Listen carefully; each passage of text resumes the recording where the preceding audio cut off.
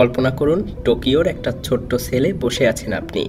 চারপাশে মাত্র 6.5 বর্গমিটার মাপের একটা ছোট্ট জায়গা, একটা বেসিন, একটা কমোড, একটা ছোট্ট টেবিল আর একটা বিছানা। এতটুকুই আপনার পুরো দুনিয়া। প্রতিদিন সকাল 7টায় ঘুম থেকে উঠছেন, আবার 9টায় শুয়ে পড়ছেন। দিনের পর দিন, মাসের পর মাস, বছরের পর বছর আপনার একই রুটিন। কিন্তু সবচাইতে ভয়ঙ্কর ব্যাপারটা কি জানেন? আপনি জানেন না কোন দিন আপনার শেষ দিন। ঠিকই শুনছেন, যে কোনো সকালে হঠাৎ করেই দরজা খুলে যেতে পারে। এরপর আপনাকে টেনে নিয়ে যাওয়া হবে ফাঁসির মঞ্চে। কোনো আগাম খবর নেই, কোনো প্রস্তুতির সময়ও নেই। এই হলো জাপানের মৃত্যুদণ্ড ব্যবস্থা, যাকে বিশ্ব আজ পর্যন্ত ইভিল ডিজাইন বা শয়তানের ডিজাইন বলে ডাকে। বর্তমান উন্নত বিশ্বের প্রায় সব দেশই মৃত্যুদণ্ড প্রায় বন্ধ করে দিয়েছে, কিন্তু উন্নত দেশগুলোর সংগঠনে এখনো দুটো দেশ এই নিষ্ঠুর শাস্তি বহাল রেখেছে, আমেরিকা আর জাপান। আমেরিকা অন্তত তাদের মৃত্যুদণ্ড নিয়ে খোলাখুলি কথা বলে, কিন্তু জাপান, এরা বছরের পর বছর পুরো ব্যাপারটাই গোপন রেখেছিল। 2010 পর্যন্ত অপেক্ষা করতে হয়েছিল পুরো বিশ্ববাসীকে। এরপরেই প্রথমবারের মতো উন্মোচিত হয় জাপানের এই ভয়াবহ মৃত্যুদণ্ড ব্যবস্থার আসল চেহারা। এবার আসি একটা বাস্তব গল্পে। 26 জুলাই 2022, টামিহিরো কাতো নামের এক ব্যক্তি বসেছিল টোকিও ডিটেনশন সেন্টারের একটা সেলে। 14 বছর আগে সে 7 জন মানুষকে খুন করেছিল, আহত করেছিল আরো 10 জনকে। 2011 সালে আদালত তাকে মৃত্যুদণ্ড দিয়েছিল। এরপর থেকে কাতো প্রতিটা সকাল কাটাচ্ছে এক অদ্ভুত আতঙ্কে।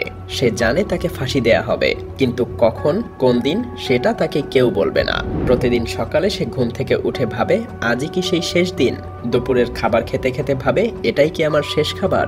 কারণ জাপানে মৃত্যুদণ্ডের কয়েদিদেরকে আগে থেকে জানানো হয় না যে কবে তাদের ফাঁসি দেয়া হবে। হঠাৎ করেই যে কোনো সকালে তার দরজা খুলে যাবে, আর প্রহরীরা এসে বলবে, চলো, সময় হয়ে গেছে।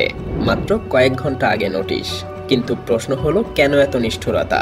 এখানে জাপান সরকারের যুক্তি, এতে নাকি কয়েদিদের মানসিক স্থিরতা বজায় থাকে।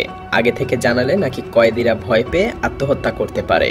অনেক মানুষ অবশ্য এটাকে ন্যায় বিচারও বলে। তাদের যুক্তি, খুনিরাও তো তাদের শিকারকে আগে থেকে তাদের মৃত্যুর সময় জানায়নি, তাই খুনিদেরকেও মৃত্যুর সময় জানানোর কোনো দরকার নেই। কিন্তু মানবাধিকার সংগঠনগুলো একে সরাসরি অমানবিক বলে। এবার শুনুন মেন্ডা সাকাই নামের এক মানুষের গল্প। এই মানুষটা পুরো 34 বছর এই অনিশ্চয়তার মধ্যে কাটিয়েছিল। 34 বছর ধরে প্রতিটা সকালে সে ভেবেছে আজই হয়তো তার শেষ দিন। 1983 সালে এসে জানা যায় আরেক ভয়ঙ্কর সত্য, সাকাই নির্দোষ ছিল।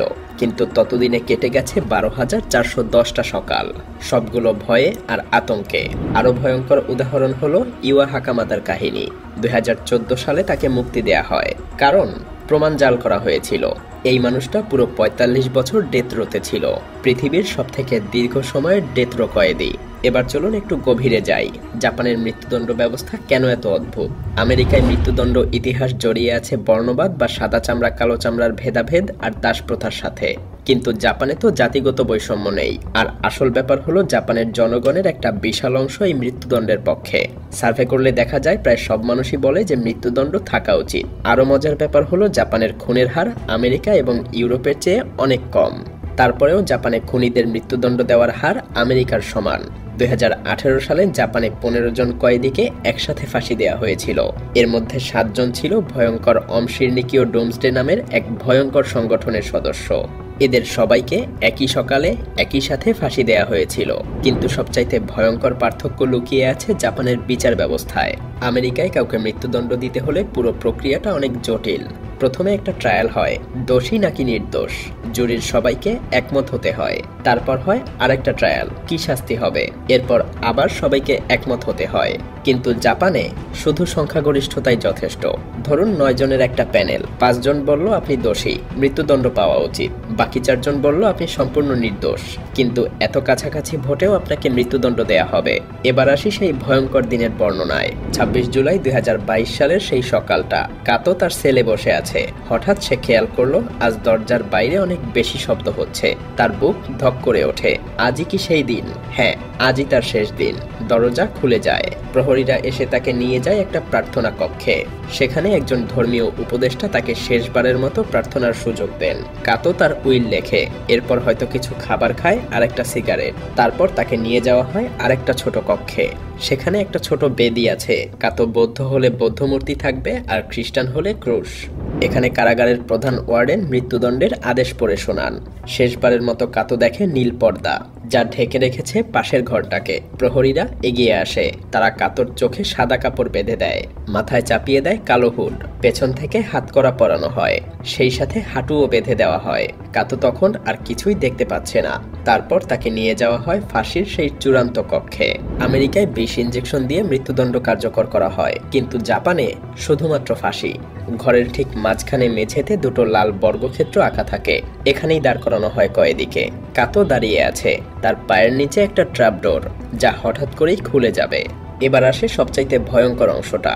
পাশের ঘরে প্রবেশ করে 3 জন অফিসার। তারা কাতোকে দেখতে পাচ্ছে না। তাদের সামনে 3টা বাটন, দেখতে হুবহু একই রকম, কিন্তু রহস্য হলো এর মধ্যে 2টো বাটনে চাপ দিলে কিছুই হয় না, আর 3য় বাটনটা চাপ দিলেই খুলে যাবে ট্র্যাপডোর। এখন প্রশ্ন হলো কোন বাটনটা সেই কিল সুইচ। 3 জনের কেউই জানে না। এভাবে দায়িত্ব ভাগ হয়ে যায় 3 জনের মধ্যে। কেউ বলতে পারবে না যে সে একাই খুনি। এত ভয়ঙ্কর এই কাজের জন্য তাদের প্রত্যেকে কত করে পায় জানেন? মাত্র 20,000 ইয়েন, যা টাকায় প্রায় 15-16,000। ফাঁসির পুরো সময় জুড়ে কিছু কর্মকর্তা পর্যবেক্ষণ করে। মেডিকেল অফিসার পুরো 5 মিনিট অপেক্ষা করে মৃত্যু নিশ্চিত করতে।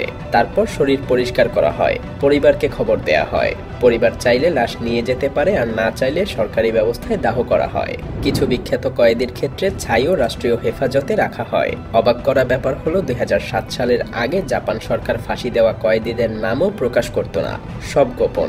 কাকে মারা হলো, কখন মারা হলো, কিছুই জানা যেত না। তবে বর্তমানে 106 জন কয়েদি জাপানে তাদের ফাঁসির অপেক্ষায় রয়েছে। প্রতিদিন সকালে তারা উঠে ভাবছে, আজই কি সেই শেষ দিন? শেষ যাকে ফাঁসি দেওয়া হয়েছিল সে ছিল কাতো, যে আগুন লাগিয়ে 36 জন নিরপরাধ মানুষকে হত্যা করেছিল। তবে এটাও আপনাকে মানতে হবে যে সাজা কঠোর না হলে জাপান হয়তো আজ এতটা শান্ত থাকতে পারত না। তাই অনেকের মতে জাপান যা করছে তা পৃথিবীর সব দেশেরই অনুসরণ করা উচিত।